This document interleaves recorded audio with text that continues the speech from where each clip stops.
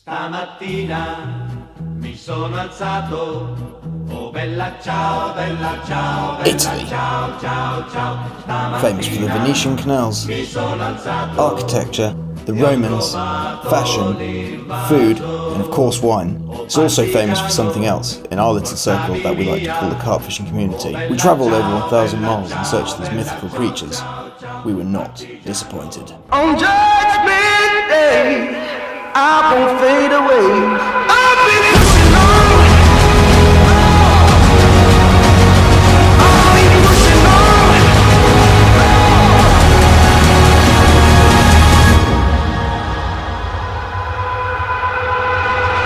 I've been pushing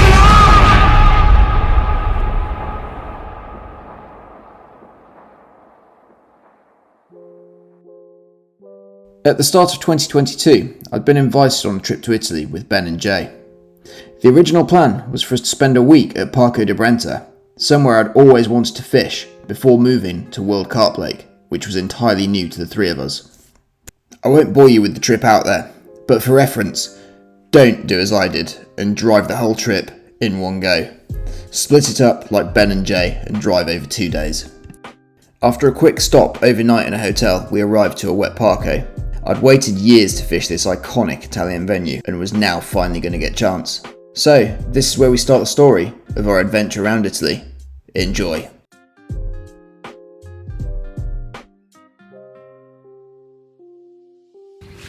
Well, morning gents, and probably maybe the one lady, if I'm lucky, that actually watches this. So, it's the Sunday morning now. We arrived at the lake 9 o'clock yesterday morning and didn't really do much filming just because on your first day it's all about getting in, getting set up, just kind of getting into the swing of things. You're catching up with the guys that are just coming off the lake, and yeah, it's a bit chaotic, so got a few shots but nothing spectacular. We did get into a couple of fish last night. Well, I say we, Ben and Jay, who are joining me on this trip. Ben had a lovely 37 common and then Jay had a sturgeon which was about 70 pounds, so we'll just show you the footage now.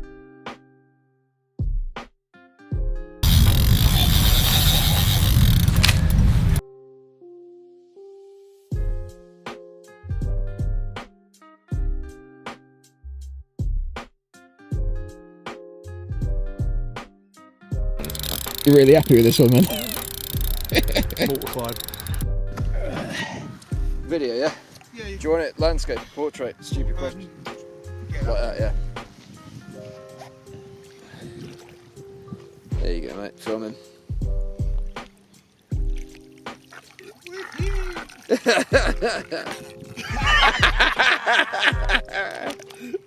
That's class.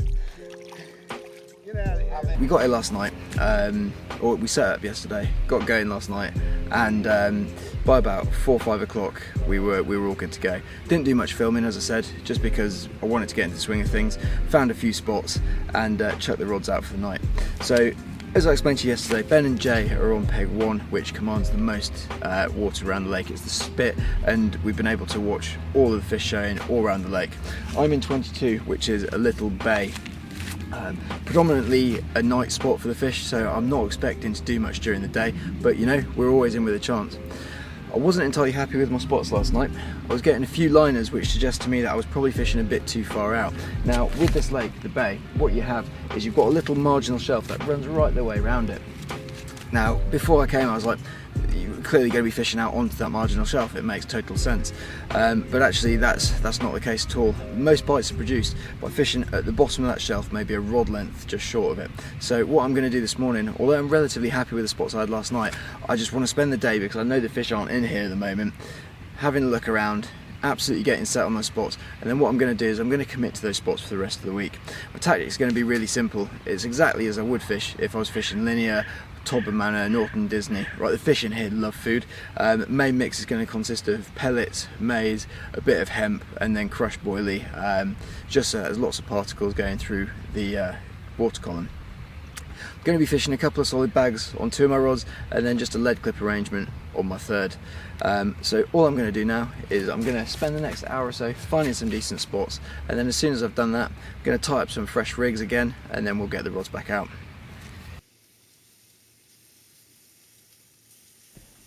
So, If I hadn't taken over cooking duties, we simply wouldn't have eaten on this trip, purely because Ben and Jay were just so busy in their swim. From about 8 AM in the morning until last light, they were just on the fish constantly, and it was a constant routine of baiting up, bringing a fish in, photos, back out. It was absolute carnage, and Ben was getting beasted by Jay. And when I say it was mental, it was absolute carnage. Running from the thought, I keep bumping back into it.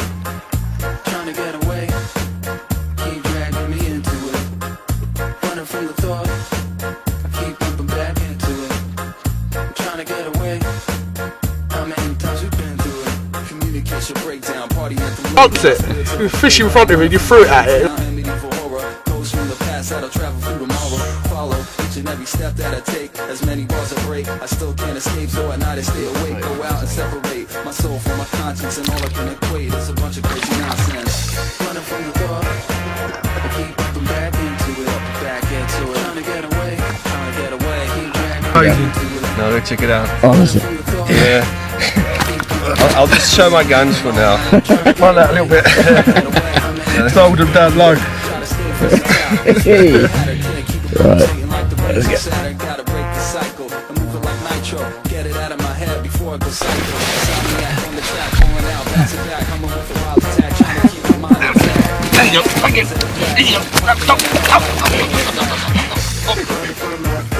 Is that the well behaved on the map? You lying bastard. Trying to get away. Oh, you bastard! Where'd that come from? You ass! Trying to get away. I'm trying to get away. How many times you gonna do it, man? Oh shit. Just can't get out that circle. It's got me bicycling home.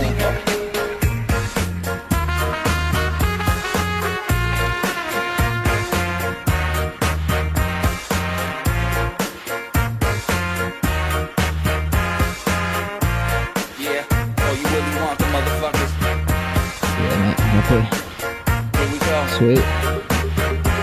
Time to move the mask, throw 'em in with my stash. Roll a big split, light it up with a match. Rockin' Casper's like a clash. You could all sit back and watch the world crash. You'll pick up the pieces of the fractured elements. Write your last will and testament like it was the end, but it's never the end. I hate to tell you, my friend, they keep coming back again and again. There you go, mate. Keep bumping back into it, bumping back into it. Trying to get away, trying to get Yes, away. boy. Keep dragging me into it, dragging me down, man. Running from the thought, What a fish. keep bumping back into it. Why say what? I'm trying to get away, I'm trying to get away. How many times we've been through it? How many times? Running from my thought, running from my thought, keep bumping back into it. Trying to get away, trying to get away. Spine out. Running from my thoughts, keep bumping back into it. Why say what? I'm trying to get away.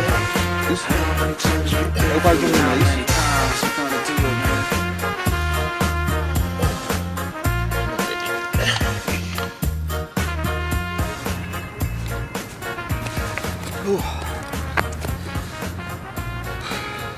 Well, good morning, guys. I think in the shadow should be silhouetted nicely around the sunrise. We're coming into Tuesday morning now. It's day 3 on Parco. Ben and Jay have had a really good couple of days. Myself, not so much. It's becoming quite a frustrating session. So I haven't really done that much filming, mainly because I've just been enjoying spending time with Ben and Jay. It's been quite a social session, which has been awesome. So I haven't really done much, but from today on in, I'm gonna vlog a lot more. I'm also very aware that Jay constantly has a camera in his face, and we're here on a social. It isn't filming commitments for him, so I don't want to be like a tourist around him with the camera. But I'll just give you a bit of an update on what's happened over the last day or so. So for me, Saturday morning was very much about just getting familiar with the peg. By the time we got all the kit unpacked and things like that, even though we arrived at 9 in the morning, we spent a good 8 hours or so just unpacking, getting everything ready, and because you're here for 7 days, you're not in a particularly big rush. So found a couple of spots that I was happy with, or I thought I was happy with, and yeah, put some rods on that, and then yeah, put a couple of kilos out over each rod. For me, the first 24 hours went by pretty quietly, really. I spent most of Sunday looking for new spots. So when we first got here, so Frank Warwick was in peg 1 when we first got here, and friend of Jay's as well, and what they told us about peg 22 is, despite it looking like you need to do marginal work over on the other side of the lake, actually most of the fish are coming from in the middle of the lake, which is quite strange to me, and it felt uncomfortable getting used to it. So on the first night I came, there's a shelf that drops like that near the marginal shelf, and I've been fishing at the bottom of that shelf because that's also worked here in the past. Nothing happened, so on the Sunday night I changed up and I actually brought the rods probably about 3 rod lengths back from that marginal shelf, because people had said to me they've been catching pretty much in the middle of the lake, so that's what they're doing. That night I put a lot of bait out. I probably put about 4 kilos of my mix, which I'll show you later on, over each of the rods, and at about 5 o'clock on Monday morning I had a fish. Unfortunately, whilst I was playing it, hook pull, and yeah, it came off, which was really frustrating, but at least I knew that one of my spots was working. The thing that I'm finding at the moment is Ben and Jay are fishing an open water swim, and it's prolific. It's a prolific peg for doing lots of bites.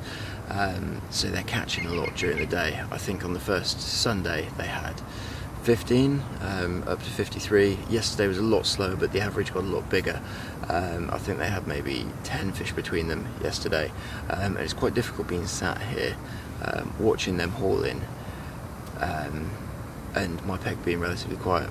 Now everyone keeps on telling me the peg's night peg and that you need to be really quiet in it, so therefore I'm kind of frozen into inactivity, because for me, as you know from my other videos, if something's not working then I force a bite, I find ways around it, whether that's moving, which I don't have the luxury of doing here, or literally changing up tactics, finding new spots that are working.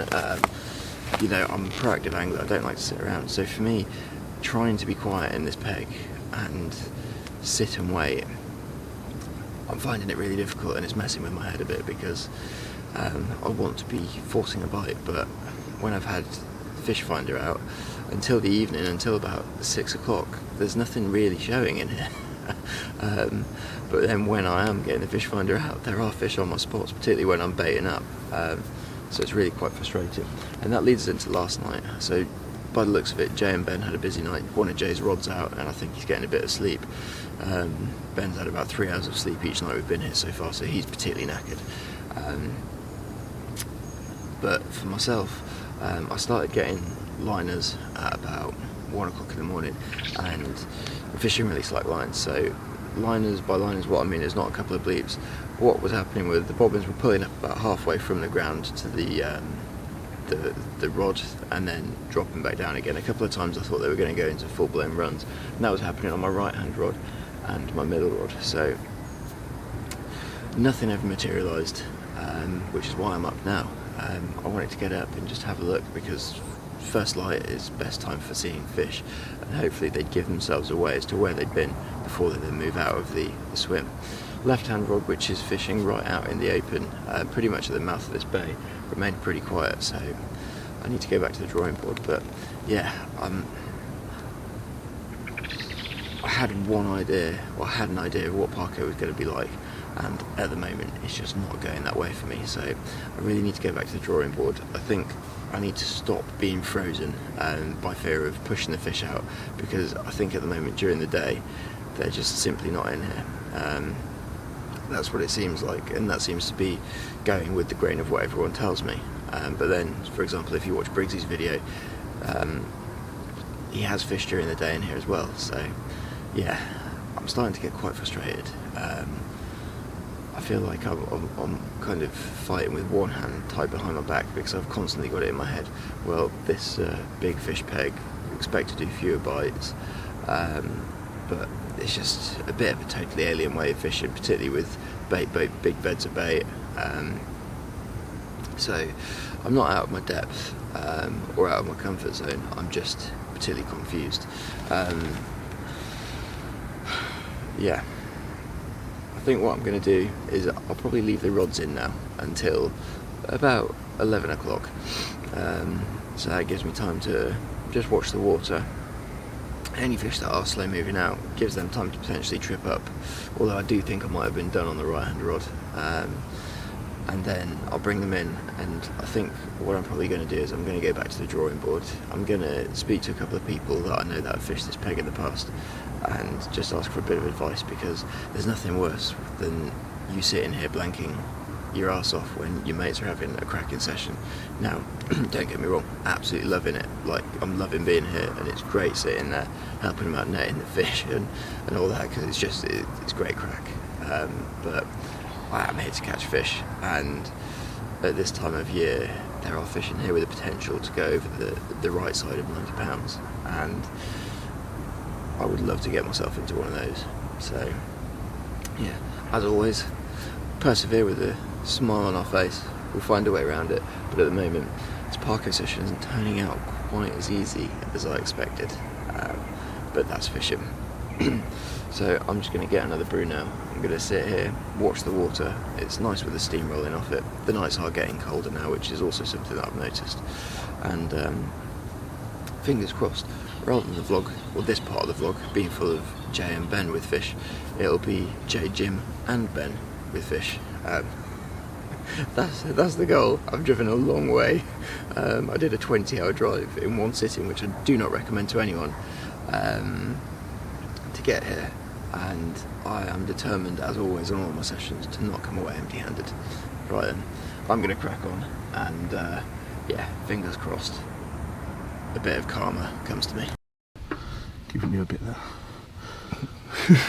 Because I remember it being on 57, and I remember we weighed the last one, it was just behind 57, like, that's a bit less, isn't it? Yeah. 40. That was definitely a 40. I was actually going to say 47. You're not far. 45. Well done, mate. Top man.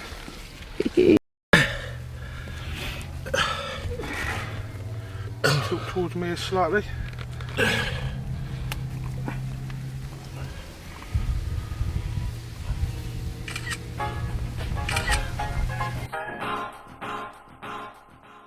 That's when the summer was hotter than the thermometer. Left Queens and headed west to Santa Monica. I never really knew how many streets could be. My pops got me out on time thanks to GTE. Now I'm out where the weather's nice, people are friendly. I went to McKinley so I can live a better life. 1755 Franklin to be exact. But Ty grew up on rap and now he's on the mic. Hey, but I went so fast before I knew it. I moved to Hatteras Street in the S7. That looked like a fucking monster. So I started something formerly known as SOB. Yeah, it was just me, true to the end. Then I met Chief Shot through a mutual friend. Got together and created a dynamite stick. Living life with a plan that sounds sort of like this. You want to go back, yeah. So I shoot for the fence for my roots underground. Now my group's in the ridge, so look out. And let me tell you where the story begins. Well, I hope you guys can see me alright in there. It's now the afternoon, and I actually spent the morning. I wound in and went to local tackle shop Carp Diem. Basically, as it's Tuesday now, and activity across the lake, to be honest, aside from Jay and Ben, has been pretty hit and miss.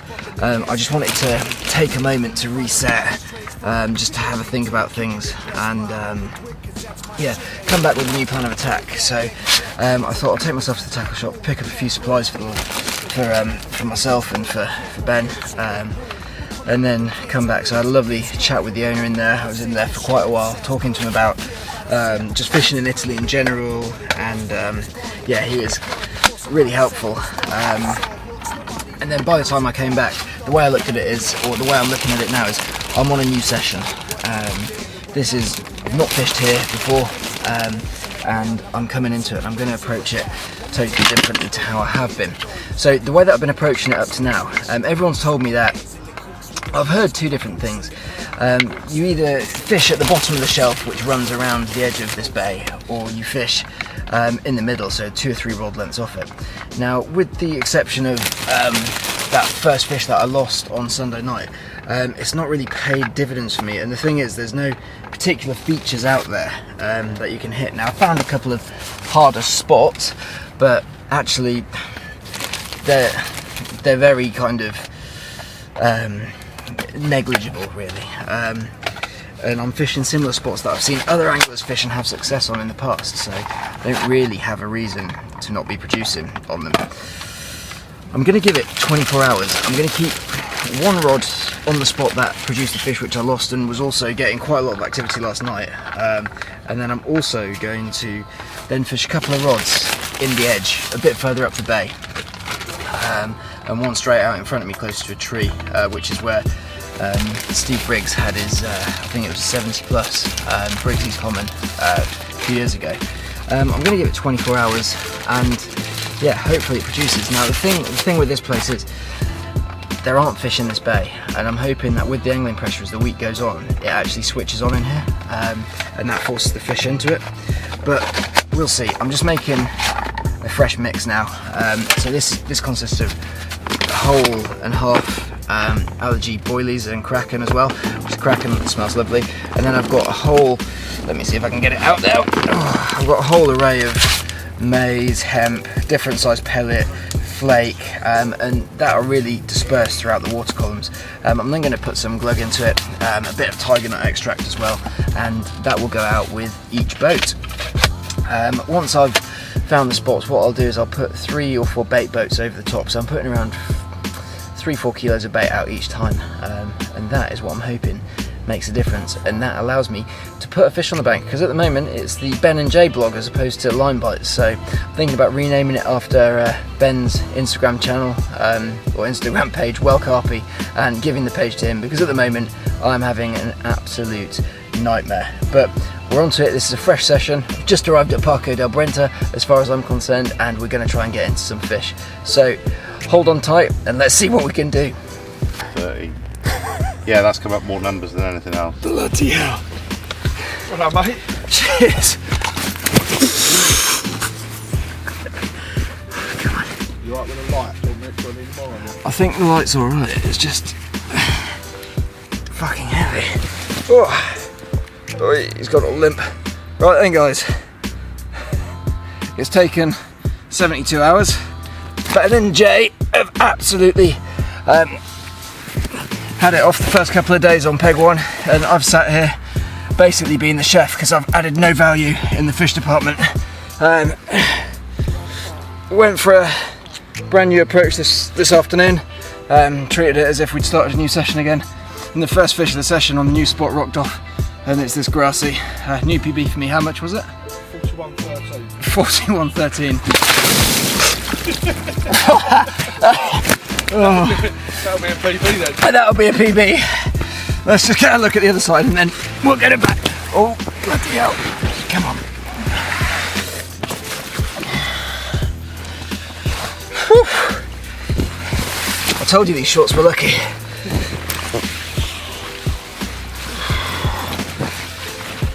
Right.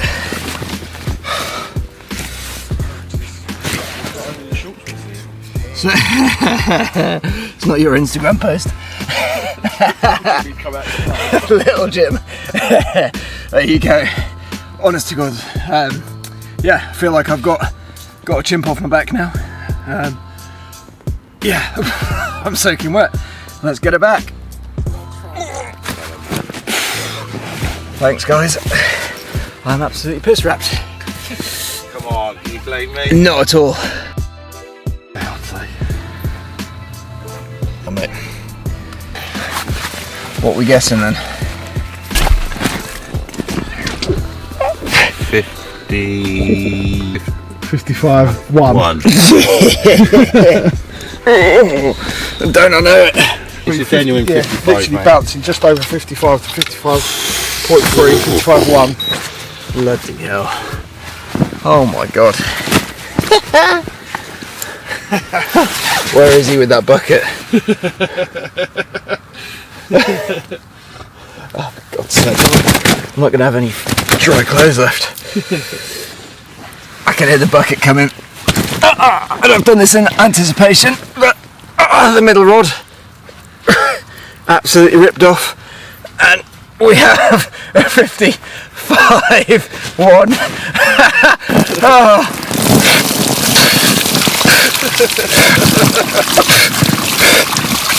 It keeps coming. Oh, well, it's taken what, 3 days? Yeah. And we've taken a lot of messing around trying to find the right spot, but tonight it looks like it's finally paying off. I'm absolutely buzzing. It's a new European PB for me, that. She put up a proper good fight. We all went a bit quiet after a little while because I think we knew it was a decent sized fish. And yeah, we were not disappointed with that one. Absolutely buzzing.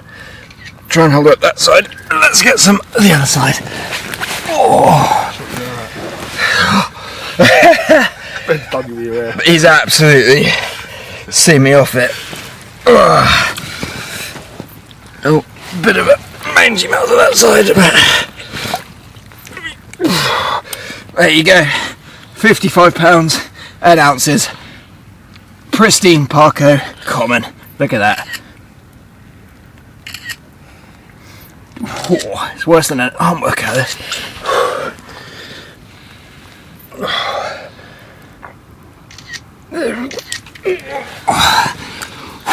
How are the photos looking? Jeez. Well done, mate. Thank you very much. Cheers, lads. For you. Genuinely bits for you. It's been emotional. We were getting worried. Yeah, me too. I was genuinely starting to think, oh, come to Parco, it's like a B1 on steroids. And I blank. Don't do another fish this week. That's not a bad one to First proper one. finish off. Whew. Cheers, buddy. Right then, guys. Well, fish number 2 of the evening, and she's an absolute heifer. Alright. There we go, look at that. 42 pounds, Parco mirror. The average that I'm getting at the moment out of peg 22 is not letting me down. It has taken a few days to get going, I will admit, but it looks like the tides are turning, and yeah, Lady Luck is on our side. Thank you very much, let's get her back.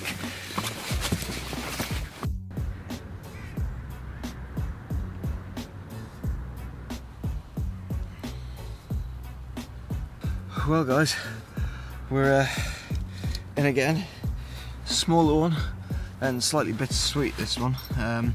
This was the one that we managed to land as a result of a double take. It's lovely condition, but unfortunately I couldn't get the other one, and shouting for Jay and Ben, they are sound asleep.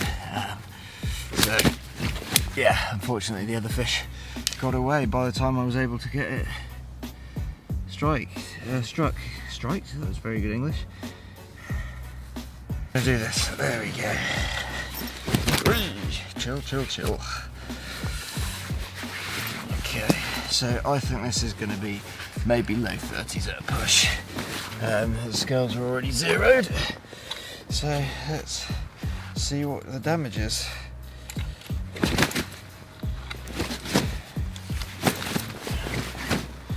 Right. Oh, she's a bit bigger than I thought.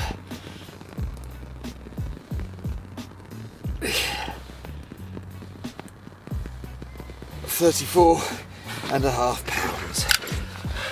£34.5 of Parco del Brenta mirror.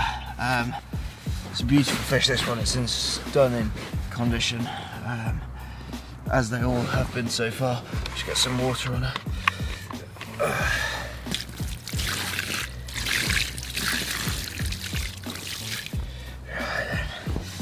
Hopefully this action continues during the day so I can show you a bit of detail on them.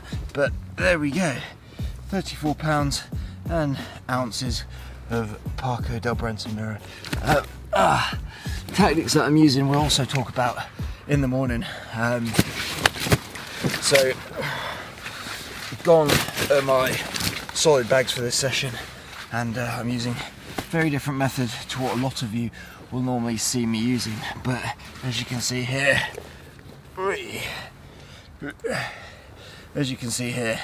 it's certainly not hurting. I'm definitely getting a better average size fish than Ben and Jay as well, which is always good fun. But yeah, this one came to a little white pop-up trimmed down as a wafter, and this is my left hand rod, which is fishing probably about 100, maybe 120 yards, but it's going out with a bait boat. So we'll just pause for a moment for the still, then we'll treat her and get her back.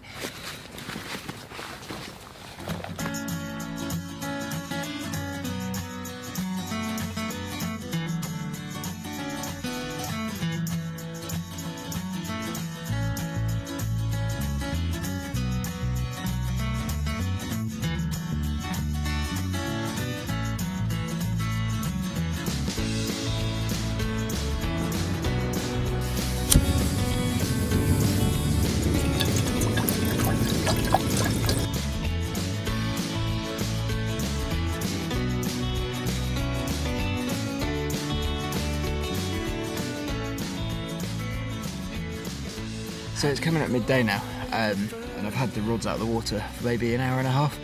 Went to get showered, changed, I've made some fresh bait up, and to be honest, I want to give the swim a bit of a rest. So let's talk about last night. What a night. From the point that we got here on Saturday, really, Jay and Ben got into the fish, and whilst the average size hasn't really been what we'd be expecting for Parco, they're still now on around 32, 33 fish, with the biggest going 53. They're fishing exactly the same tactics as myself, fishing over a mix of boilie, corn, maize, different size pellets, and that boilie is chopped, crushed, holes. So yeah, the tactics we're fishing are very similar, but for whatever reason they were into the fish. Now they're on peg 1, which commands a large area of the lake, so the fish, particularly the more juvenile fish, they move around in huge shoals in here, and for these first few days they've just been sat in front of Jay and Ben in the main body of the water, and then down towards peg 7 and 9 at the other end. What that's meant for me is that I've sat in peg 22 here and had absolutely nothing. I lost a fish on Sunday night, and to be honest, coming into Monday I was starting to feel a bit battered and bruised. You know how it is, you start to question your tactics, your bait, your hook baits, and the added pressure of fishing with two fishermen like Ben and Jay, who are incredibly good fishermen, just was playing with my head. I decided to listen to what the guys had told me. So when we arrived here on Saturday, Frank, who had been in peg 1, and then other people we'd spoken to prior to that, had said to fish in the middle, so have a rod set out at 8, 9 and 10 wraps when you're in this peg. They said don't fish the margins, the far margins, the fish don't get caught there, and then I'd also heard that there's a shelf basically which runs around the perimeter of this bay, and a lot of fish in the past, or at least recently, have come at the bottom of that shelf. So I set about my stall over those first 48, 72 hours, trying the middle of the lake and the bottom of the shelf. On the Sunday when I was trying the bottom of the shelf, I did have a fish in the early hours of the morning, but unfortunately it came off.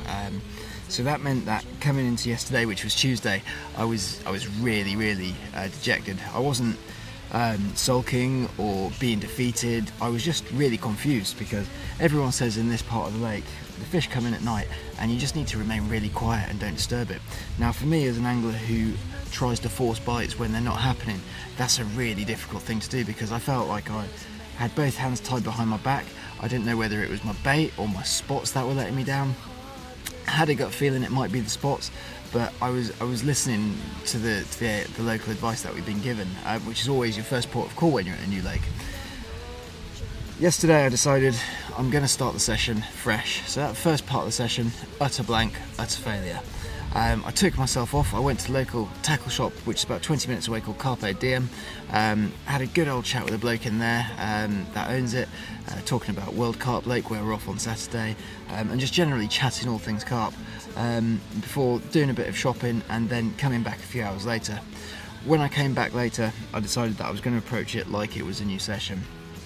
My plan of action was going to be simple. All of this fishing that we're doing here is bait boat fishing, and rather than fishing in the middle or to the bottom of the shelf where I had very little success, I thought to myself, I'm going to fish towards the far margin. So rather than fishing in the margin itself, I'm going to fish at the top of the shelf.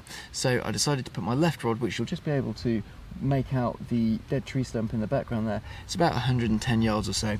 I decided to put that in about 3.5 meters of water just on top of the marginal shelf. The next rod, which was my middle, I put straight out in front of me. There's almost like a little bit of a spur, a point that comes out, and again that's in 4.5 meters of water that's come up from 6, and then it gradually rises again and then comes up to the margin.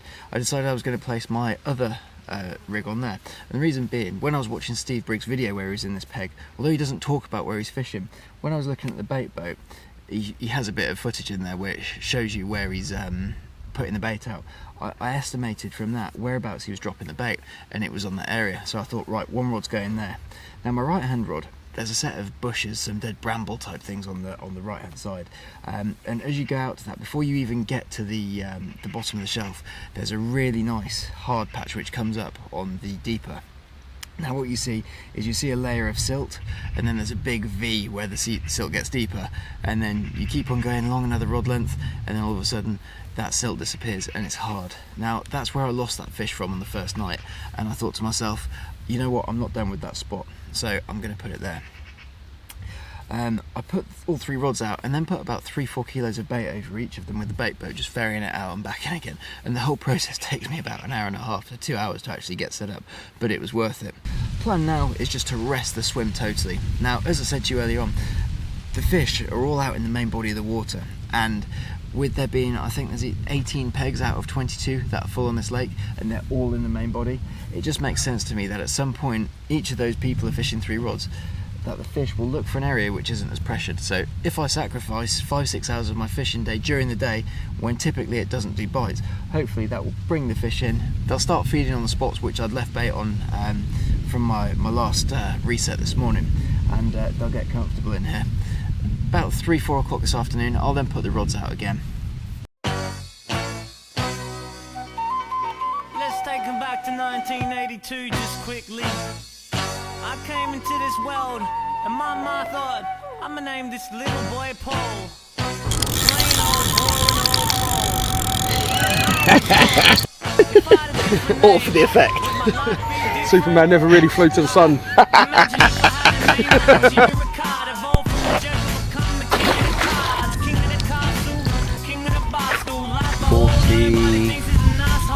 Just under 45.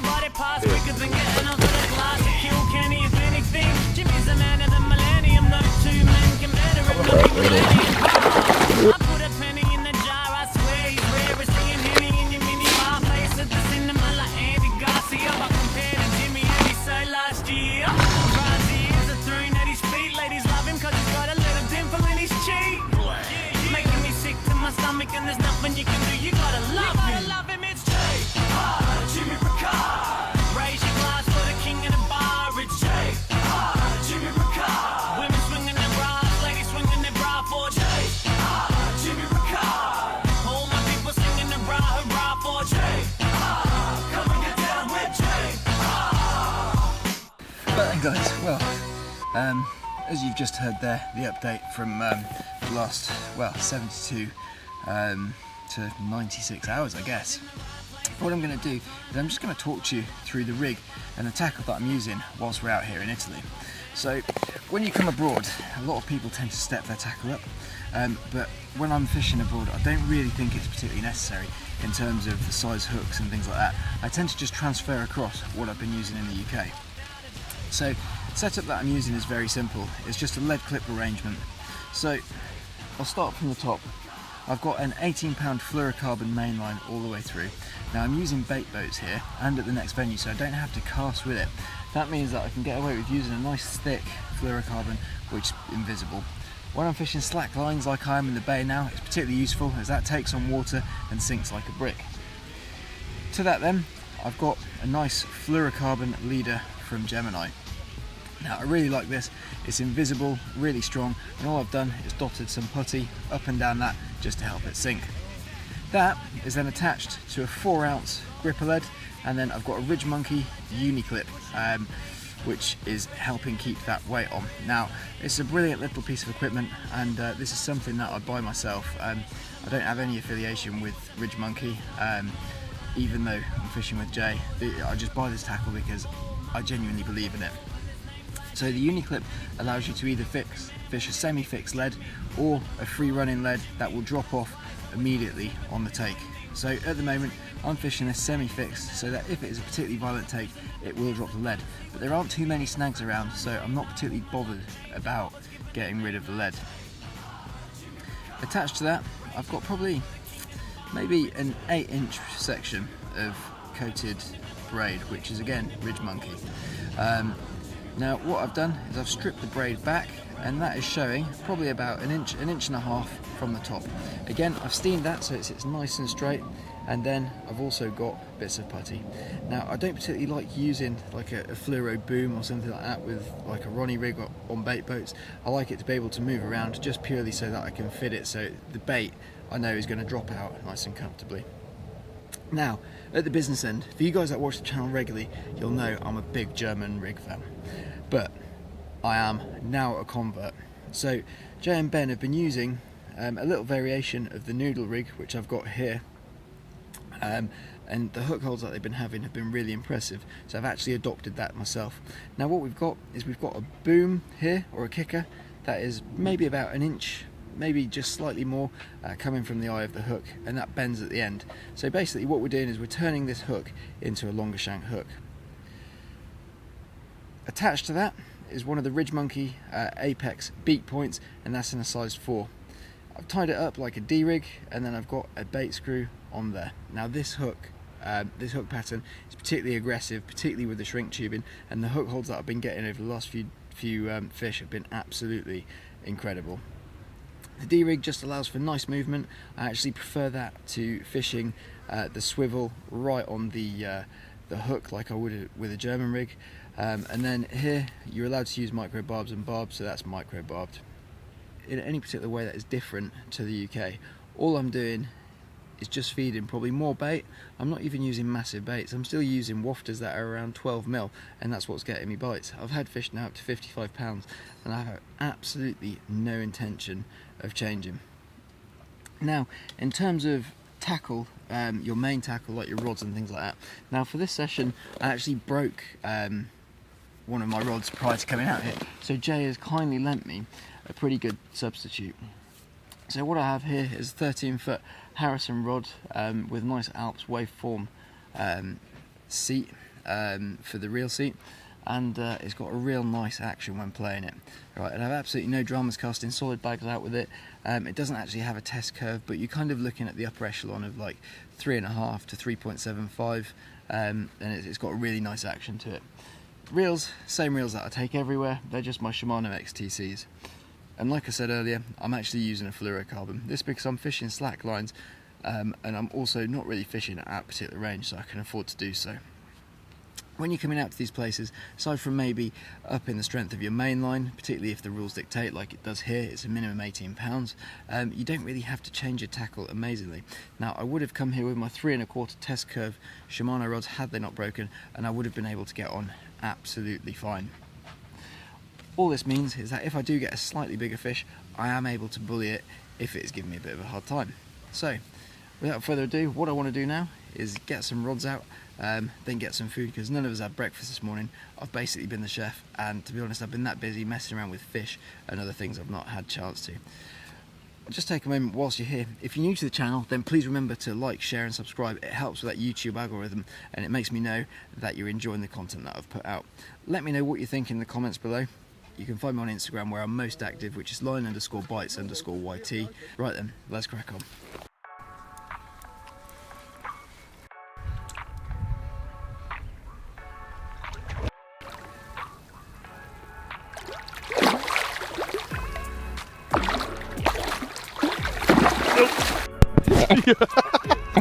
Night shift. You're on the night shift. He's actually alright. Not huge. I thought that was coming at me then.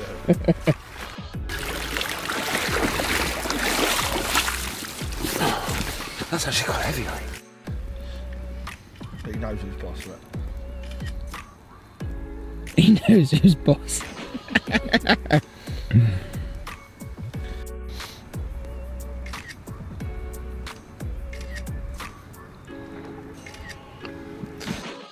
Oh, see this.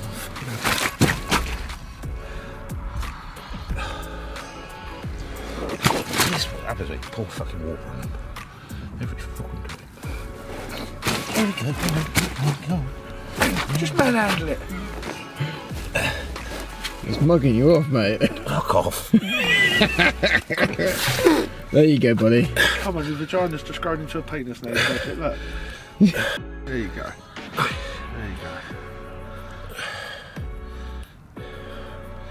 Put it towards me a little bit. A bit of an angle. Yeah? Hold it right to your body first. Alright, get onto your knees. I am. Like, put your knees a bit closer together. Alright, then push it forward and put your elbows on your knees. Hold on, wait there. Oh, it's a shape of that.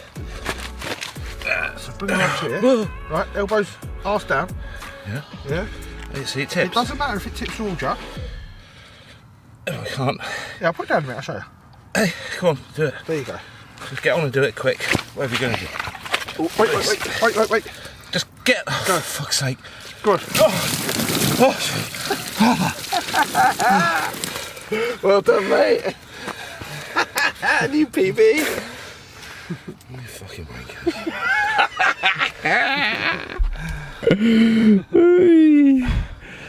This is what happens when you're an absolute fish catching machine.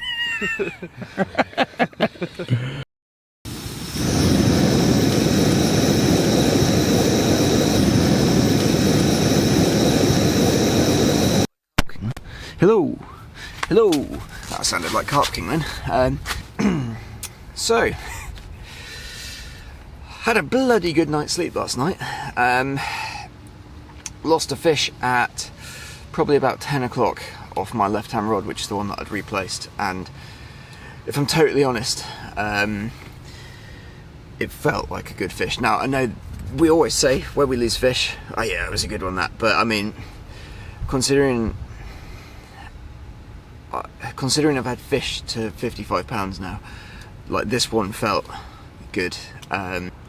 So yeah, Jade just slipped back a lovely, or was in the process of slipping back a lovely, I think it was upper 30s, low 40s fish, and my alarm went into meltdown, which was the left-hand rod. So as I struck into the fish, it just felt heavy, you know. Jay's got this test which he uses, which he says anything that does this is generally over 50 pounds, and he's done it enough times now around Europe to put the data and the research into it. Basically, if you pull your arm back slightly while you're playing the fish and it fully compresses the rod, now bearing in mind these are big heavy rods we're using, 3/4 test curve type things, then generally speaking that is a good fish. And this fish just felt like a dead weight, an absolute dead weight, and it was just kiting around to the left. Now I'm hoping it was just a big sturgeon, but it felt big, and for whatever reason, maybe I put slightly too much pressure on it myself. The hook pulled, so I'm blaming myself for that one really. I was really aware that if it carried on kiting around to the left, there's that snag which must be a dead tree or something in the middle of the bay, in the mouth, which is where it was heading for, and I did not want to let it get there. So yeah, bit gutting. The positive that came out of it though was that the rest of the night was really quiet, apart from Ben having another 50, and I got a gleaming night's sleep. Woke up with dry dribble on my face this morning, which isn't always a bad thing. It means I've got lots of energy for today. So we're on Thursday. Apparently that's Big Fish Thursday. I don't know why. Neither do Ben and Jay. It's just something that people say. And again, we're going to go for a total reset. So we've had a 24-hour blank now, and yeah, we're gonna go at it again. So what I'm going to do this morning is I'm going to have a bit of a play around, seeing with the bait boat if I can get towards the area where I was getting those fish before, on the left, but get the line lay a bit better, so that I'm away from any of those potential snags.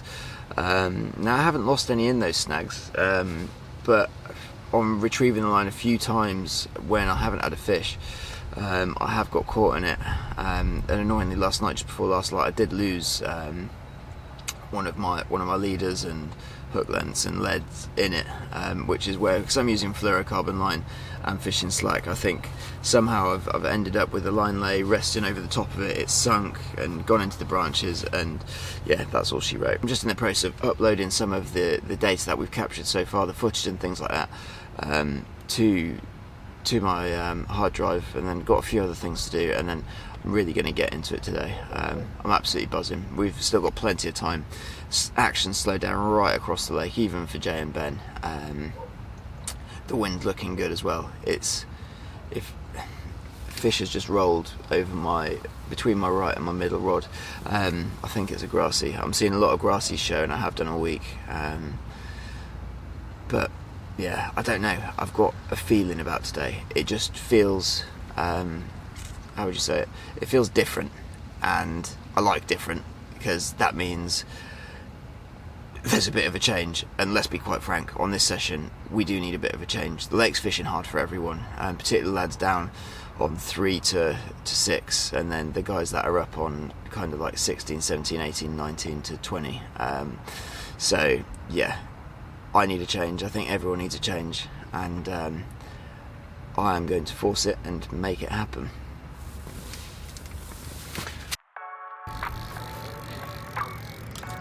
Now, going into the final morning, we were all hopeful that something would materialise. I'd had a very quiet night, and Jay and Ben had not much else either, to be honest.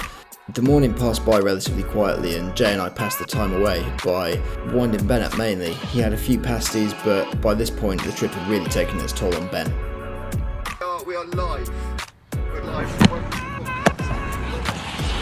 You might not like it, but this is what the peak male athletic form looks like, and there ain't a fucking thing you can do about it. Now, Ben eventually tired of us winding him up and went for the world's longest shower, and whilst he was there, his swim went into absolute meltdown. Now, I've heard anglers say their swim looked like a jacuzzi before, but I mean, this was something else. From here, it just went absolutely mental.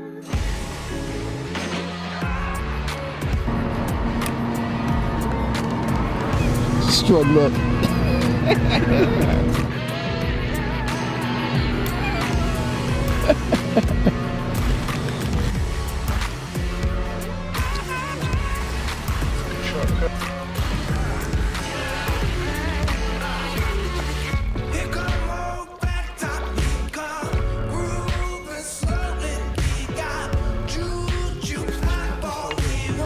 Yeah, the pool.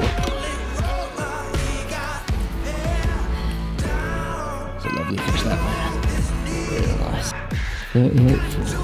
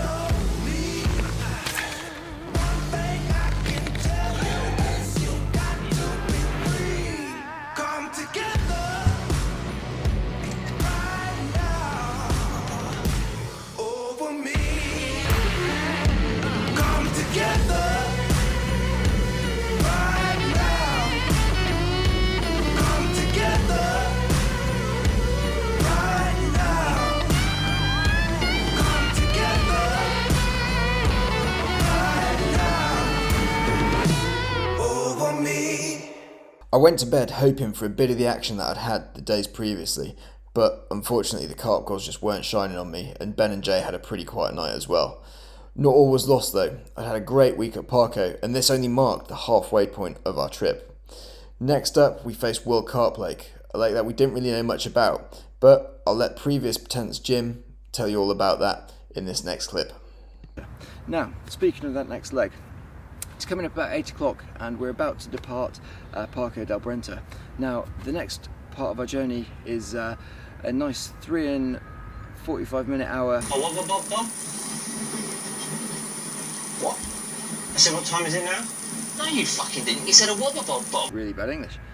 The next part of our leg, or the next part of our journey, should I say, is a 3 hour 45-minute trip to a lake called World Carp Lake, which is based between Milan and Turin. So, we don't know much about the lake. We know that it's got, I think, 16 pegs. Not entirely sure on the size. It's bigger than Parco, and it has around 1,600 fish. The fish vary from mirrors, commons, grass carp. They've got a hell of a lot of koi in there, and from what I've seen on online, the sizes, averages of the fish really vary. So they've got fish there up to 33 kilos, which is, I think, it's over 60 pounds, but I think the average you're more looking at between kind of like anywhere between 15 and 20. So nice broad range of fish, and it's going to be really interesting to see if we can get amongst those bigger ones.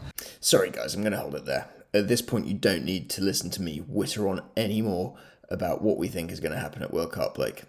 Let's get on with the next chapter.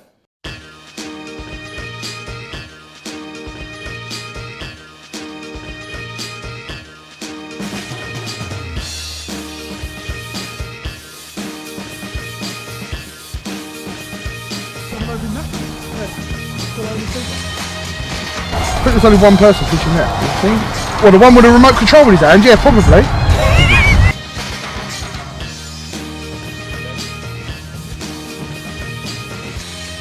Otherwise, it's going to be bleeping like fuck. Especially because you don't turn your alarms off.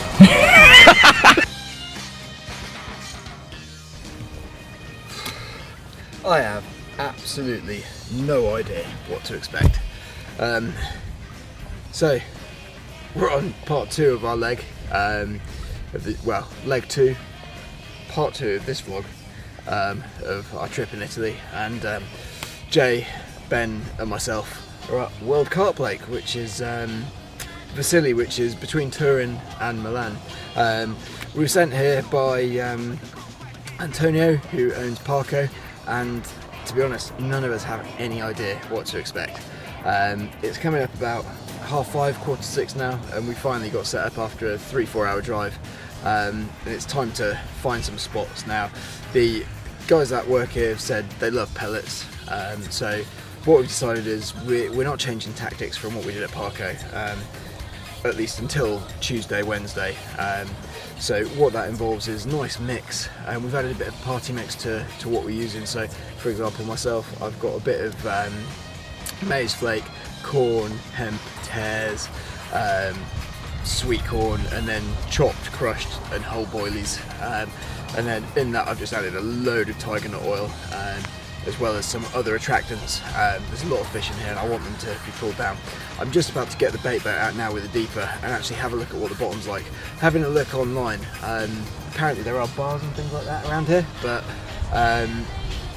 it remains to be seen. I don't know what it's like, I don't know whether there's crayfish in here. All I know is that the fish range from 5 kilos up to 30 kilos, average weight unknown, and unless it was lost in translation, yeah, one of the lads said that there's 2,000 koi in here, which kind of contradicts the website. It says there's 1,600 fish in here, but either way, love to get into some of those. And as I said in the previous Parco vlog, there's some beautiful fish in here. There's a lot of commons that remind me of fish that you get in the Cotswold because there's jinkly water, and Jay and myself were looking down in the bottom earlier on, and yeah, once this rain stops, it's going to be gin clear and we'll be able to get some proper GoPro footage. So, right then, without further ado, let's do some fish finding and see what we can put some bait on.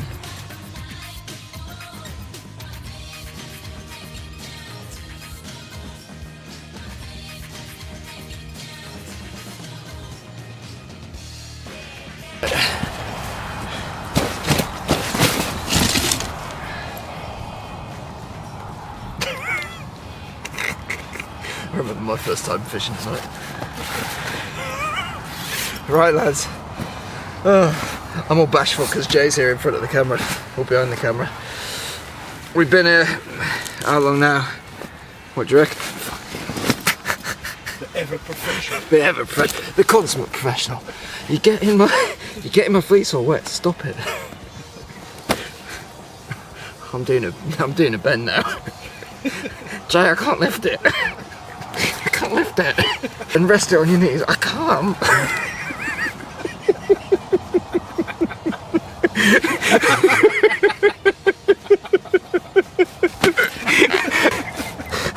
god.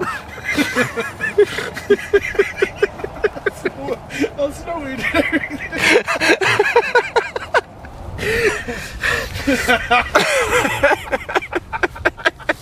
I'm not sure how long we've been on the bank now. Well, at least at Carport, but it's too long since Parco. Don't even know what time it is. We got the first fish. Just gone over 20 pounds.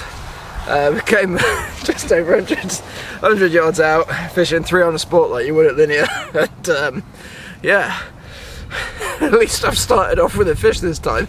It took me 3 days at Parco, so it can't be bad. Not a bad fish, yeah, happy with it. Let's have a look at the other side. Oh, there you go, she's a stunner. We'll get her back because she's a bit stressed out, but not a bad start. Fingers crossed we get into plenty more of them. Silly.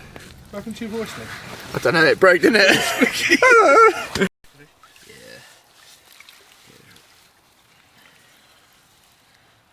Yeah, buddy.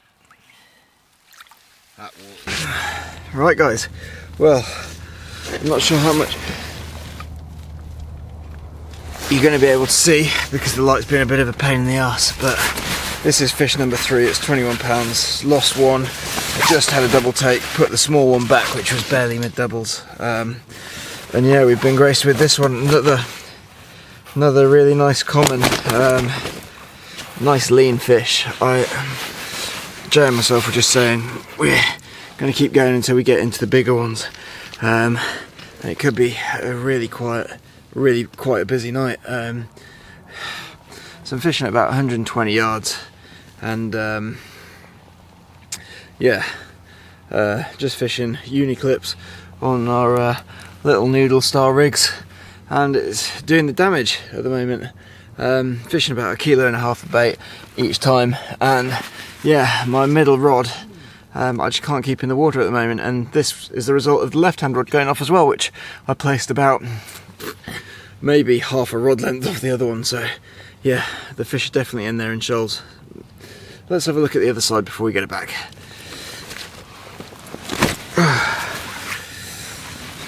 Not your typical colour for European fish. They're very yeah, nice and colourful due to the if I can hold it properly, nice and dark because there's really clear water. I can't wait to get some daytime footage of that water because we'll get some really nice clear release shots of it. Anyway, I've got some new rigs to build, so let's get it back.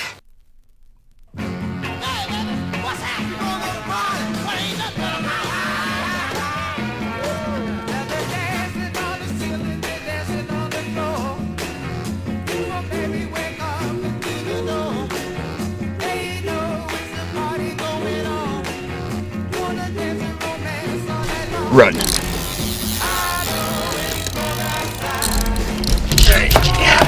Not less.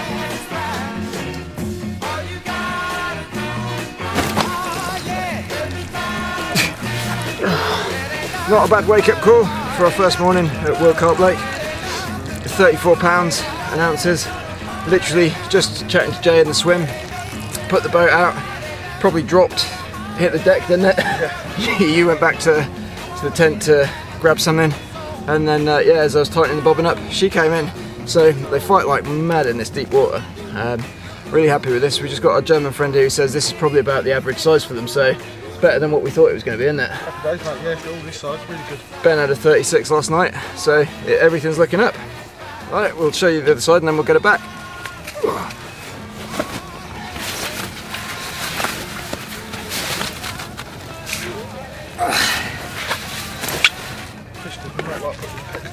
Doesn't, does it? He's so stiff.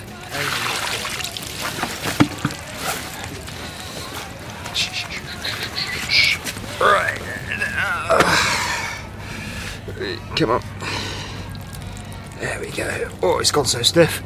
There you go, there's the other side. He's trying to put his dorsal up, but not quite. Halfway there.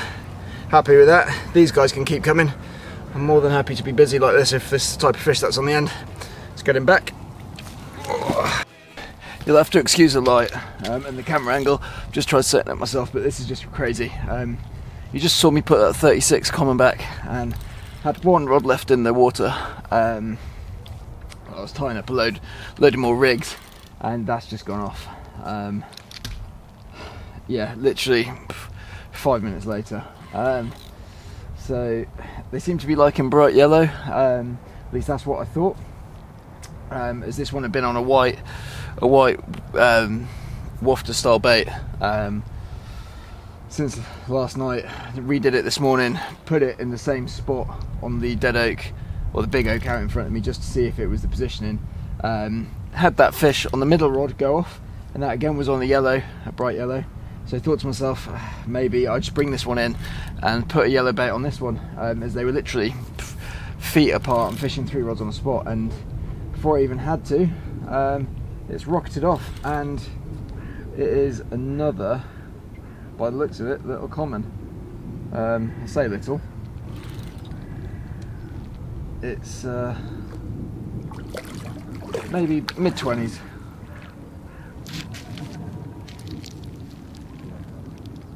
It's so clear, this water. When I'm watching Ben and Jay fight some fish later on, I'll get some footage for you guys, but it's yeah, it's absolutely ridiculous. You can see the fish spinning. It's great. What a fish!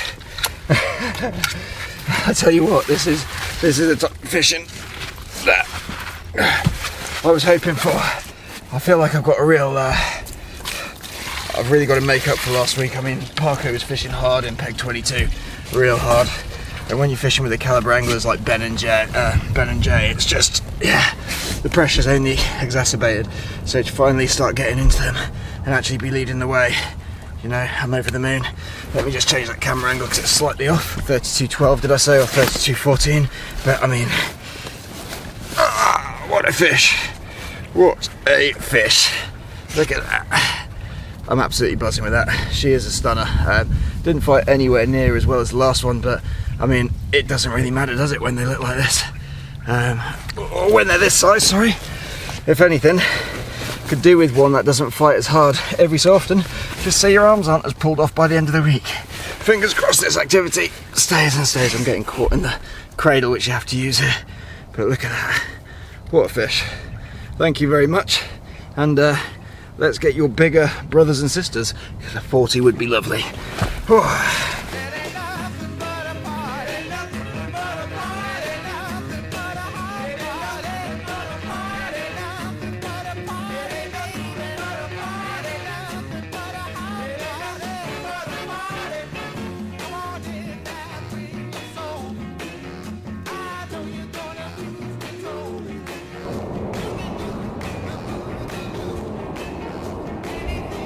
But it's taken a little while to get going again, but it's 30 pounds an ounce common. Finally went off on the right hand rod. I had a bit of a quiet afternoon, to be honest.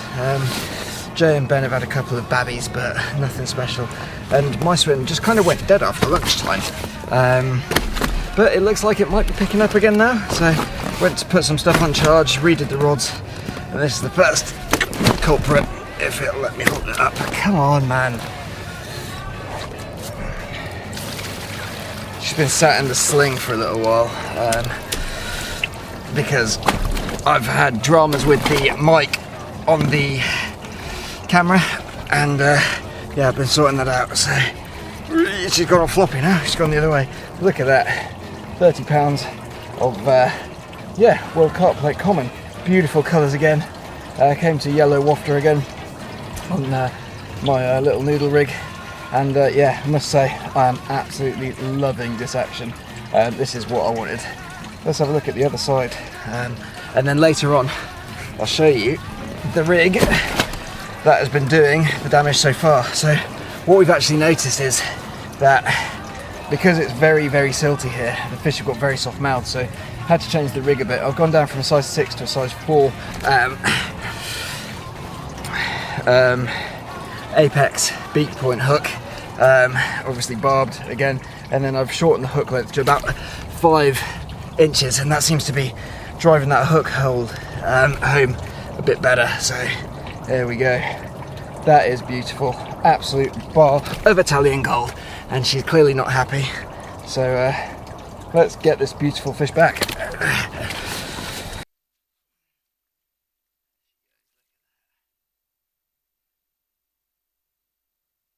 Well guys, sorry I haven't updated you sooner.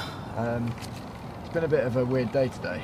I'm having real dramas with the mic on the camera, the external mic, and also just changing batteries over, getting them charged, things like that. But it's been a good day, as you've seen from the fish that I've shown you. At the moment I'm on about a 50-50 land ratio. The lips on these fish are very soft because of the silt, and it's really showing that. So we've played around, or I've played around with hook length, size of hook and things like that, and it seems to have worked for the time being, or at least it's keeping the bigger fish on. The smaller ones, I'm yet to have hooked into a smaller one yet, so I don't know what the crack is with that, but yeah, it's looking alright.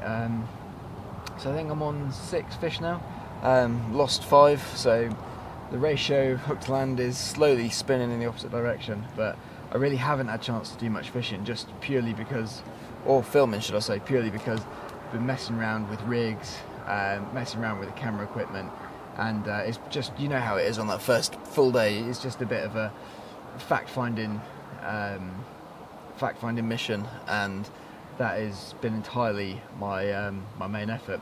So I've worked out that the feeding spells tend to be from about 3 o'clock in the afternoon, maybe even late. No, in fact, that's a lie. Feeding spells tend to be from about 5:30 in the afternoon, and they go on until about 1 o'clock in the afternoon. So basically that downtime between 1 o'clock and 5, half 5, 6 o'clock in the afternoon is just spent resting, and then the intent is the times where the feeding spell is just to graft, which means grafting through the night. So I'm fishing this water the same way I would a runs water back in the UK, essentially. So you're thinking like a Todd or something like that, a linear Drayton. I'm kind of expecting the majority of my bites to come within about an hour maximum of getting a bait in the water. So basically, if nothing's happened in that time, I'm redoing the rod, and yeah, that's precisely what I'm doing now. I expected to have a bite, and I haven't, so we're just getting all 3 rods back out on the spot and seeing if that actually changes anything. So I'm going to get these out now. I really want to get some fish, so hopefully next time I see you guys it's with a nice 40 plus. That would be awesome. Alright, let's get on.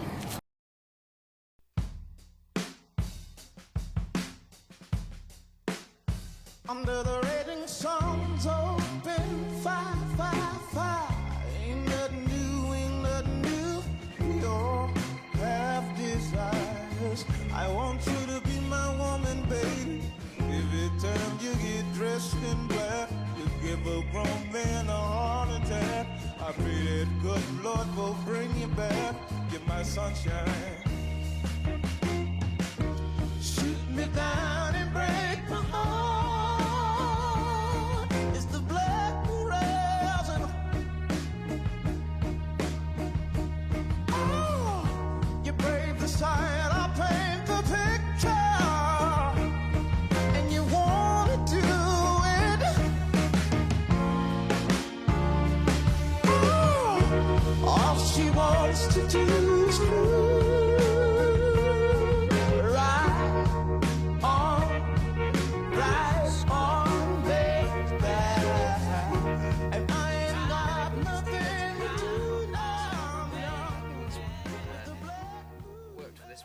yesterday, and well guys, we've got our first mirror. Ooh.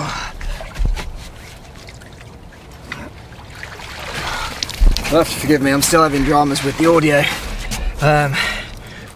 Well, whew, we got another one, and we finally got a mirror.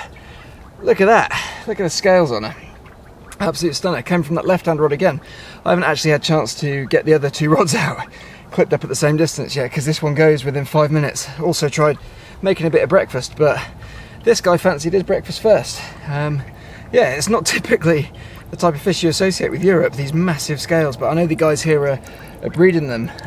They've also got some awesome zip linears, which I'd love to get into, which are obviously a lot smaller than this, but Yeah, awesome fish. I'll just show you the other side quickly, and then I want to get all 3 rods set on the spot, good to go, because I think this morning I could have it away before it then quietens off this afternoon.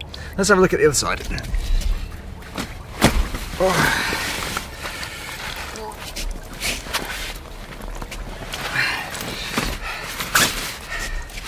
So Ben and Jay are just in the process of redoing their rods.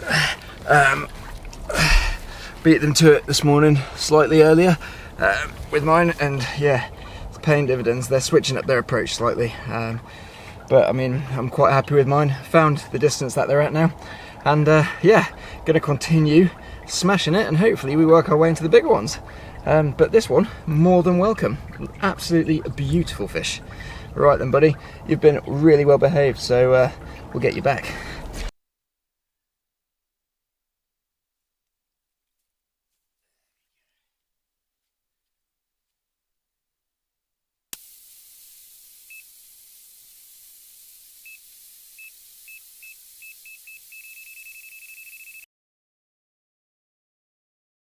Well guys, same again. I'm not going to win awards for the biggest fish. It's a proper little dustbin lid, this one. 22 pounds. So the average is definitely getting smaller. Blake told us the average was around 30 pounds, but I mean, you certainly wouldn't have thought it from our catch rates at least. It's definitely kind of lower end of the 20s, but all the same, it's keeping us busy. And yeah, like I said, proper little dustbin fish, this one. This one came to the right hand rod after I'd just changed it, so as I said to you, it pays to change. Very similar kind of tactics to your standard runs water back in the UK. Get them all on a spot, get them feeding, and they're bubbling, so I'm actually surprised the left or the middle hasn't gone off again.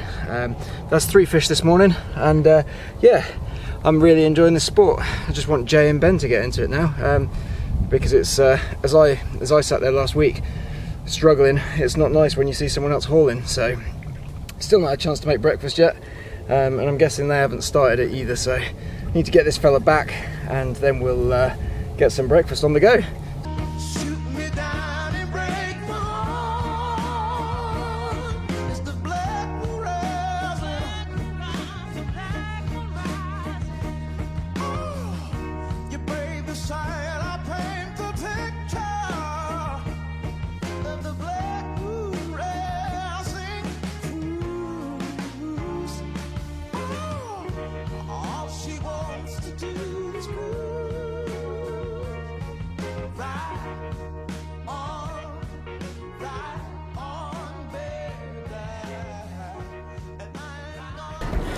Smallest one yet. Looks like I'm on a bit of pest control today, but this came just after I'd had that shower, and yeah, literally just put the rods out. I put them out slightly further than the last few times just because I'd seen fish showing out there, and yeah, my tactics that I take to runs waters in the UK definitely seems to be working here, which is just making sure that you're changing regularly if you're not getting bites. And then if the bites dried up in one spot, trying a new one because they could have moved, and that's what's happening at the moment. Particularly lively little common. This is a proper cricket bat. If the others weren't, then this one is. Look at that, about 14 pounds. Never going to break any records by any stretch of the imagination, and certainly no closer to PBs. But hopefully we bat our way through them, like I'll keep on saying, and eventually we'll get into the bigger girls that reside in here. I mean, we did have 330s yesterday, but we'll add down into one has had a fish that was about 42 pounds, and yeah, it'd be nice to get in some of those big ones, or a koi. At least we've had a few mirrors today, so you know, it is varying, but these commons are very prevalent in here, and I think give it 4 or 5 years, particularly with these deep waters, these fish are going to be absolutely massive, and they're absolutely pristine. So yeah, I'm not complaining well, I'm not complaining in the slightest, but you know, it would be nice to get into your bigger brother or sister, mate. But they are providing good sport, and this is the earliest in the afternoon we've had a bite, so it's about 4:30. Yeah, you're a good little fish, aren't you? Healthy. Right then, I need a Fanta. I'd love to be able to say, we've done it guys, we've got one of the big ones, but we haven't. They're getting smaller, and if I didn't know any better because of this scar, or if it wasn't for this scar I wouldn't know any better, but I'd almost say it was the same fish as the last one, but he's got a nice little birthmark on him. There you go, hopefully the camera can pick that up. Yeah, good news is that all 3 rods are going off now. Slightly less positive news is they're all pasties. Well, respectively, it's all in context I guess. But this one was on the, let me have to think about this. This was on the middle rod. I just lost one on the left hand rod, and then just a couple of minutes before that you saw the last fish, which was about 14 pounds. So this is fish number 5 for the day, so not complaining at that. I'm slightly begrudging of the size, but it doesn't matter. I'm getting a bend in the rod, and after last week actually at Parco, where the fishing was really hard, uncharacteristically for that place, to know that I can actually fish and put fish on the bank, particularly in a different country, my old man needs a going, is really confidence inducing. So you know what, even though you're not the biggest mate, you're still welcome, and you're still making for a particularly memorable trip. Ben and Jay have just gone for showers, and yeah, I'm sure they'll get the rods out as soon as they get back, and hopefully they can get in on some of the pasty bashing, because I need to get some footage to those two, because yeah, Dale and Brennan from the Step Brothers have not really featured fish-wise in this episode, but we'll get them there eventually. Right then, let's get you back, Shagger.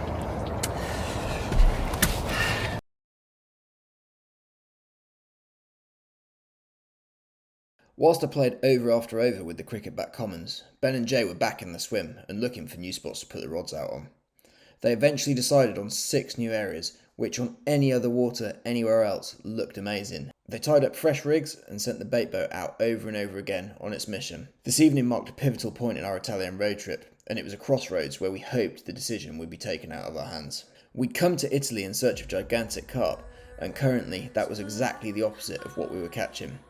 If we couldn't wade through these babies and make it to the monsters that resided in the pit, then tomorrow we were faced with a decision. Do we stick it out at World Carp Lake? Or do we venture somewhere else within Italy, or even Europe, to try and find some monsters? We didn't know at this point, but this evening was going to tell us exactly what we needed to do in the morning. It's a new dawn, it's a new day, it's a new life for me, yeah. And I'm feeling good. After a huge storm and one very quiet night, with the only action coming from Jay and Ben with 2 small fish between them, we rose to rods that had remained silent. The decision had been made for us. We were going to venture to pastures new. Jay started putting out the feelers, getting onto his Instagram and scrolling through his phone book. It didn't take long for the suggestions to come in. One in particular got our attention. It was an open access French reservoir.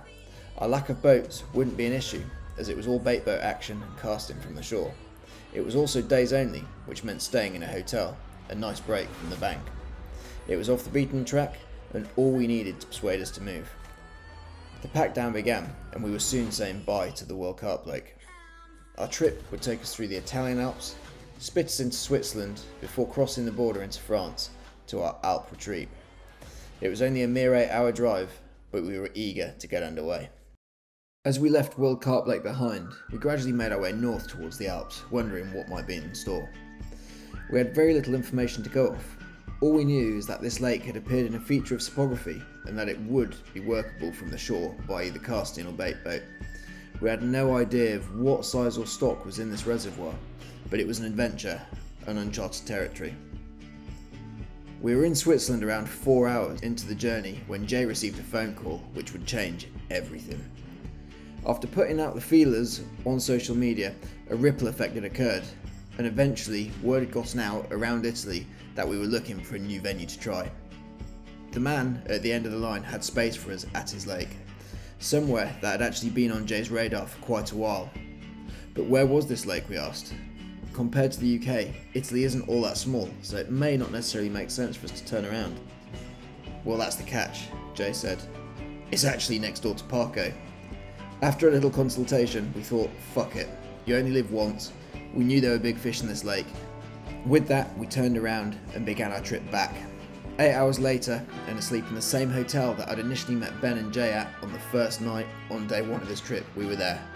The Ghost Park Lake.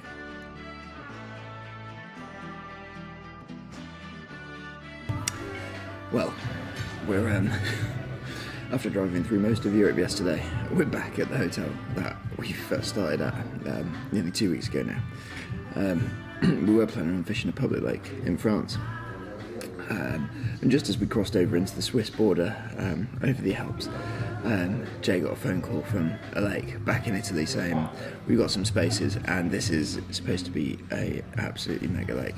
It's owned by the same people that own Atlantide, who he's doing a Great Escapes with, and they actually considered, I think, doing a Great Escape on this venue as well. So some big fish in here. I'm not certain about the pegs that we've got. We're in 39 and 40, which are in the corner of the lake, but you know, it'll be a good way to end our last 2-3 days that we've got, and we're going to do it on an absolute high. Cannot wait. Just finished having breakfast.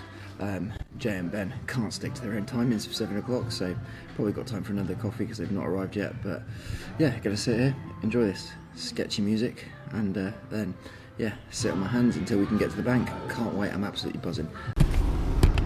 So we're just driving around the lake now. I thought I'd film this bit on GoPro. So it's supposed to be in pegs 39 and 40, but they're quite hemmed in. And the drama we've got is because we're showing at midweek, and it's very unannounced, a lot of the pegs are taken and there's a lot of anglers to and fro from the lake, so we're basically trying to just fit in where we can. We've definitely got 39 and 40, but between 9 rods there's not a lot of water, and it's also right in the corner of the lake, so 14 and 15 are also free. We're going to go and have a look at those now, and fingers crossed they're a bit better. Jay's actually filming a Great Escape here at some point, he says, or at least he thinks he is, so it's a nice little recce, but it feels like we're chasing a bit of a dream at the moment, which is a shame because it's been a bloody good trip so far, and it'd be nice to end it on a high, particularly as none of us know when we're going to get a chance to fish with each other again, work commitments, things like that. So yeah, to end on a positive note with some big fish would be awesome. And yeah, we're just having a look now. Jay's getting out, let's go and have a look, see what the crack is. Well, how's your luck? We've just driven around the other side of the lake, the bit that we wanted to be on, and a guy hasn't shown up into peg 27, which means 26 and 27 are free when we want them, and it's the area of the lake that we want to be in. So you know, this could be good. I'm absolutely buzzing. The lads are a bit happier as well now. Yeah, let's do this. Well guys, after 2 weeks of solidly living out of a van and moving around, you would have thought I'd got in some sort of rhythm or routine, but it's not to be the case. So we've been able to set up on 26 and 27, and speaking to the lad that's next to Jay and Ben, he's fishing about 100 metres, so 100 or so yards give or take, and he's fishing off the back of a gravel spot. He actually said to us, don't fish on the gravel. Jay's been able to find some, about 30 wraps. I've cast out 30 wraps and can't find anything, so rather than beasting myself for the next 2 days trying to fish at an possibly difficult distance on spotting over the top, when I'm not even fishing over a particular feature, what I'm going to do is I'm going to just basically fish at a range which is comfortable to me, so around 24, 25 wraps. I can hit that comfortably every time with solid bags, and hopefully just use all the attraction that I've got with the bait and things like that to build a spot and get the fish to come and see me. The lad next to Jay and Ben said it's mainly a night water, but I'm going to throw out a couple of solid bags on little slip D rigs, just to see whether we can get a quick bite or not, because they're fizzing up everywhere in front of me, so it'd be rude not to. true to form, fishing solid bags for this one. It just screams it. 3 rods on a spot, very tight in together. And to be fair, it wouldn't be a line bites video if I wasn't fishing solids at some point. So yeah, all I'm going to do, put these out with a little fake corn, and then whilst they're sat there, I'm just going to spot over the top and start creating that bed of attraction, which is hopefully going to bring the fish in. The guy next to Ben and Jay has had fish to, I think, 58 pounds, so it's looking good. We're excited. He hasn't had anything little, so to speak, for these Italian waters, so it's really looking promising. I'm trying not to rush to get set up, but at the same time, I'm that bloody excited. I can't help it. So I'm going to continue setting these solid bags up, and yeah, get the rods out, spot out about 5 kilos of bait to start with, in and around the area, and then tidy the rest up, set the bivvy up later on, because I'm in a world of it.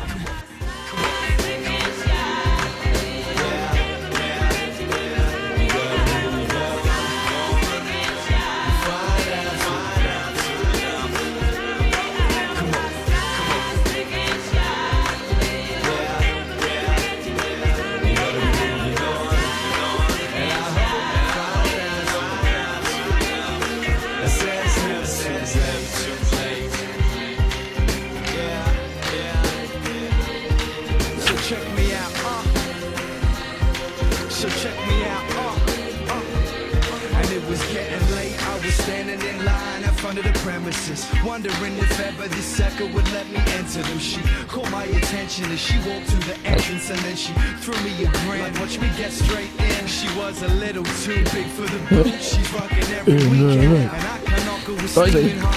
Mother conceited, doled up in the spots. Well, I'm up to my kneecap. Well, I'm up to my kneecap with one leg.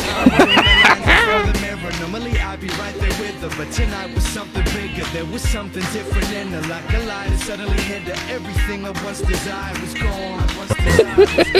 Nothing glamorous in what you conceal. Flash the cameras, none of it's real. Told me when the music stops and the drugs wear off, they hit the lights, baby, how does it feel? She said I feel good. Let's just get round it, Ben, quick. Oh, fuck it up. First fish out of Ghost Lake. Pasty bashing. Nothing like it.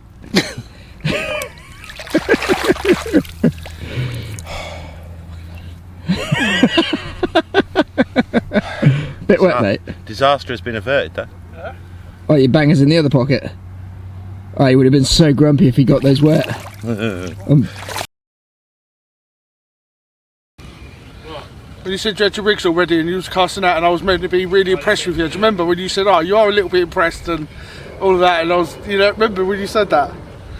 I said, I'll believe it when I see it. And I said, you should have clipped up to your margin rod instead. This is my... I'm just got my ear. Do you want to borrow some of me up baits? Oh, shots fired. We want to borrow some of his hook baits. Oh, really? I'll just stop baiting on my side. Well, I'll leave you to bait your side, half up the tree, half up the bush, half fucking anywhere. Oh, forgot actually, you didn't even bring a spod rod. Why was that? Yours? After Ben's first fish, it went pretty quiet. The rest of the afternoon flew by. We continued to maintain the swims, topping them up with bait, but actually nothing really happened. Ghost Park Lake is a bit strange. Some swims you're able to use bait boats on, but others you're not. The swims that we were in, you weren't able to use bait boats, and what this meant was the guys that were off to our flanks on the left and right hand side who could use bait boats were able to get in front of us where we just simply couldn't reach with a rod and line. This is where we were seeing the majority of the fish show. Undeterred, we carried on as we had been doing, hoping that the night would bring us something.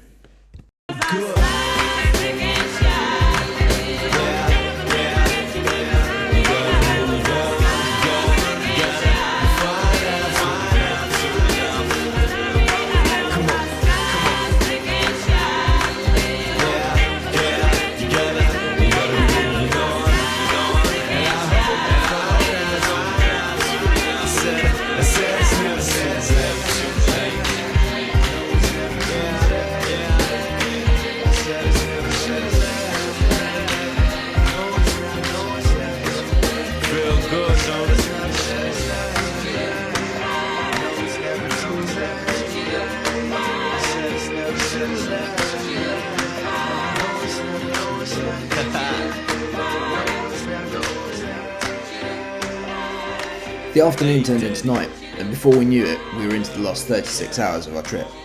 Aside from the one mirror Ben had, the rods remained dormant. Ben and Jay were fishing all their rods on one spot, so therefore, if one had gone off, then virtue of probability should dictate that more fish should have followed. But they hadn't. We decided that we needed to change the spots we were fishing. We spent the morning leading around for the new spots, and then, once we'd found them, baiting up. It was due to be perfect big fish weather that afternoon. A large weather front was due in, with storms to follow. Big Fish Thursday. After baiting the new areas, we decided that we should probably rest the swims. There was a lot of angling pressure around the lake. Jay and I had been craving sushi for the last 2 weeks, so we left the swim and went into town in search of an all-you-can-eat sushi place. We weren't disappointed. To do that, Robert. Oh, the lemon slice looks really tasty. Look at that, look. It's even got a little bit of jizz on the salmon. Nice that. Oh mate, you'll like this. It's like spicy mayo. Oysters. Oh, fuck off. We're gonna make you eat little bits of like baby octopus that's still And alive as well. it's called Yummy. Now come on. What time's it open? Oh, classy sushi, innit? Called Yummy. Mate, I could, to be fair, I could go for like 2 o'clock, have an early one, and then get back, and then we've got a decent evening to get everything sorted again. Yeah. You're not wearing camo, you're not allowed to wear camo. You put your goods on, you put your vests on. I'm sure you've got a nice pair of jeans and a shirt. I've got anything. I've seen you got brand new trainers in the bloody vans. You've definitely come to go out.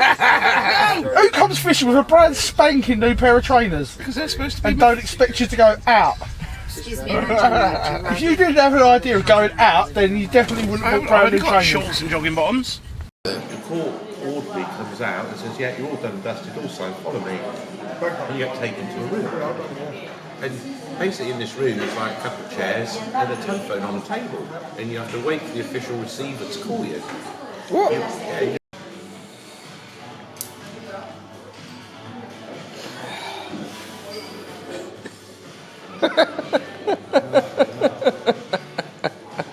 How many plates do you reckon we've had? Oh yeah, I want to see the bill where we can like see what we actually have ordered. Fucking hell, fuck. Jesus Christ. 33 plates. After our marathon sushi session... try saying that without your teeth in. After our marathon sushi session, we arrived back at the lake. As predicted, we could see the low pressure fronts moving towards us. The storm was on its way, and we just had time to get the rods out and a bit more bait around them before it hit us. Anticipation for the evening was high. It was our last night, and Jay was still yet to have anything over £50. We all had that feeling you get as anglers. Everything's right. The spots, your rigs, your bait, the weather conditions. Our confidence was high. All we needed now was for the carp to show up. At around 9 PM, Ben's rod was the first away. We gathered round whilst the Brigadier played a lethargic mirror into the net. We were hoping that this was going to be the start of a busy night. Here we go. Mine definitely bent, didn't they, when I played my fish? Yeah, 100%. When I got it in close. Really? Come on, Tom. You just go to the gym so you can bend into them more. Don't show off now, because you'll end up bumping it off. Just it's peer pressure. Don't fall for peer pressure.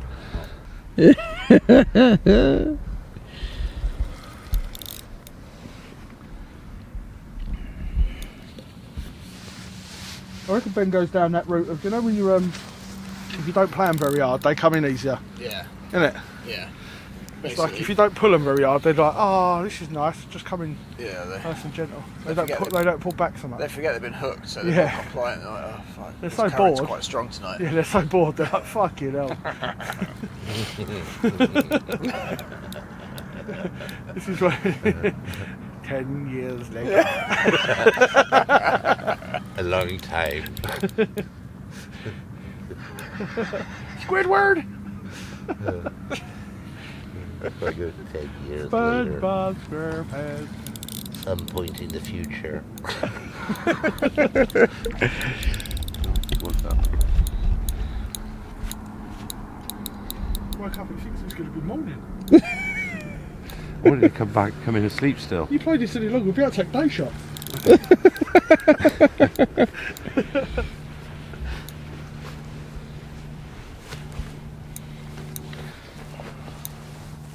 I think I've got my waders on for nothing, you know. That's good to be excellent.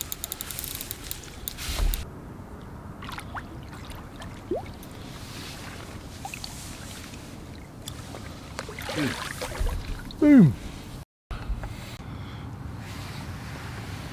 Mate, you haven't shaved today. Mm. Standard slipping. Sorted? Yep. Bearded Viking over there. I always like it when Ben's like holding a fish up because like you can just see you like just aching to put it back. So just asking stupid questions like, mate, you brushed your teeth today? You shaved? Bearded Carper strikes again. Bearded Carper. If you don't change your name to World Carpy Bearded Carp Angler, I am going to be mortified. Bearded Wonder. With Ben's up 30 cent back to its home, we got into our bivvies. We were all hoping that with one last roll of the dice, the lake would produce something mega. We'd had such a great trip this far. The first week at Parco, where it seemed I'd never crack peg 22, to Ben and Jay smashing the life out of the lake's residents. There was Ben catching new PBs, and of course, breaking my own along the way. We'd made new friends and not stopped laughing, even if it was mainly at Ben's expense. We then had the road trip over to World Carp Lake, sitting it out on that lake for days, bashing away at the little cricket-back commons before getting halfway in Switzerland, only to then turn around and come back to where we first began. It had been one of the best trips of my fishing life to date. Was it too much to ask that one more big fish graced our nets on this expedition? I certainly hoped it wasn't.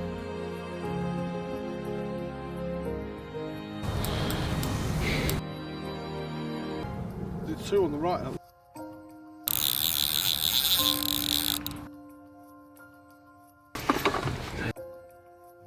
I think my hand's like 9-10 inches wide. That'll do, mate. Yeah, mate, we've all had Lovely 50s job, now. mate. Whoop, whoop.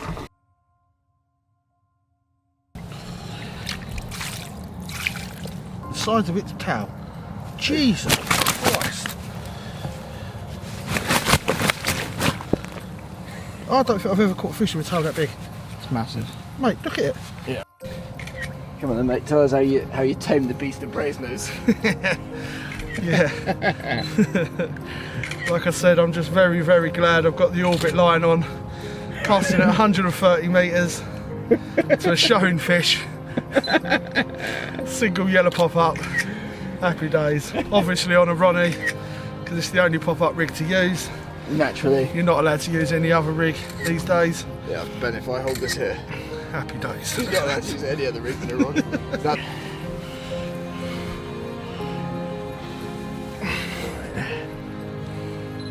You could just, yeah. I'm trying to unfold it. Yeah, mate, that looks awesome. Lighting on that. Yeah, but you just hold it towards so it's, yeah. Mate, that's a stunner. Turn around.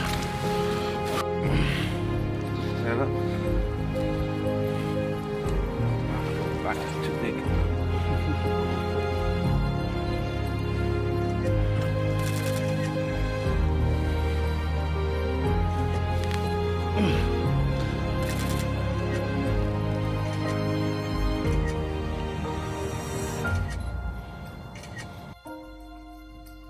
And just like that, Jay was off.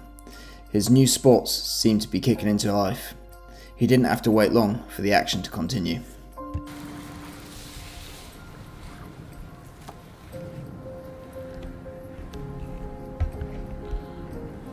$24 of the...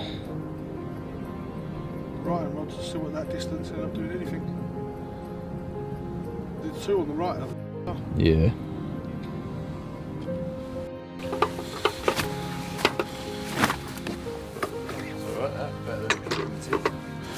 Fatty. Yeah, look.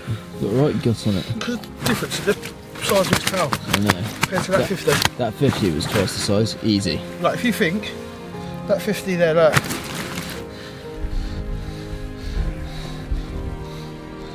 Yeah. That's mad, isn't it? That's nuts. And you think my hand was half the size. That's bonkers. It's pale on this one. I've got the torch on. Look, he smashed it into my face. See how hard he pushed it? Yeah. Right in the grid. Ben, could you grab that light there and just hold it just above his head? Right, this one here, mate, I think. Will that make it? In fact, no, you're right. Actually, nailed it. Oh no. Nothing like it.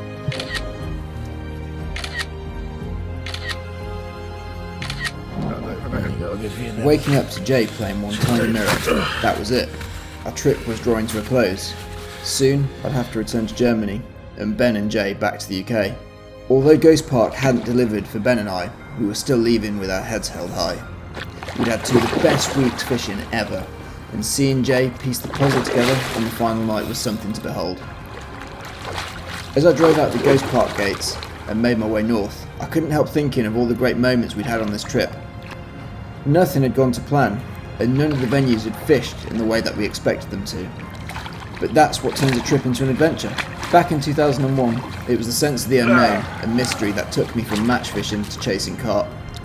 It was the adventures, starting with a plan and not knowing where you were going to end up, what you'd end up catching, and how you were going to catch it in the first place, that made carp fishing exciting to me.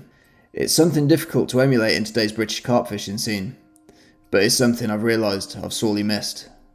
My eyes are now wide open to the adventures and possibilities around Europe.